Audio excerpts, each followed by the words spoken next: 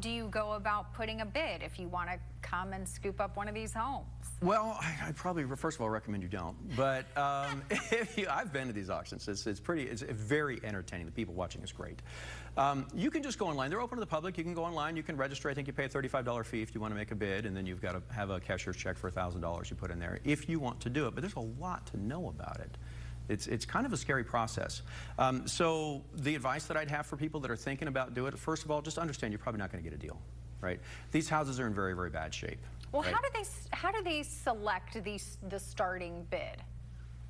I have no idea, but it's an auction. They start at low, you know, just like all auctions. Yeah. They'll start at low. And I know sometimes you can drive around the property, you can look at these properties, because you do get a list beforehand with addresses, so you can go and look at them. But you're not gonna be able to go inside these homes. Right. Oftentimes, you're not gonna be able to get a home inspection. Oftentimes, but you can not look. Not ever. Well, I mean, you could bring someone with you maybe to look around the outside of the home, see if there's anything major going on there. But this is a serious commitment.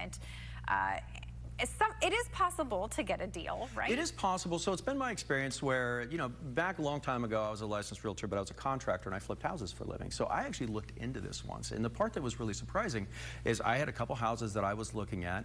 I went, drove around them, but I couldn't go inside because there's, you know, it's locked up, or there's, you know, still who knows living inside there. But they're not going to let you come in inside, do your inspection. So you have to figure out, what's the worst case scenario? What if there is no kitchen, like nothing, right? What if there are no bathrooms, nothing? So you have to then figure out, what's the max I could pay for this house, assuming the worst on the inside?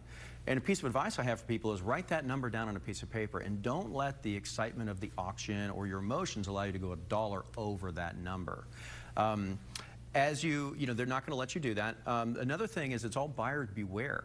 Right? So when you buy a house through a traditional real estate process, there's so many protections for a buyer in there. You have contingencies, you have inspections, you have seller disclosures. The seller has to tell you everything about this house. They get a stack of papers listed with questions. They have to answer them all, and you get, as the buyer, you get that ahead of time to decide whether or not you want to move forward with the house. When you buy at auction, there's none of that. You get nothing. There's no protections at all.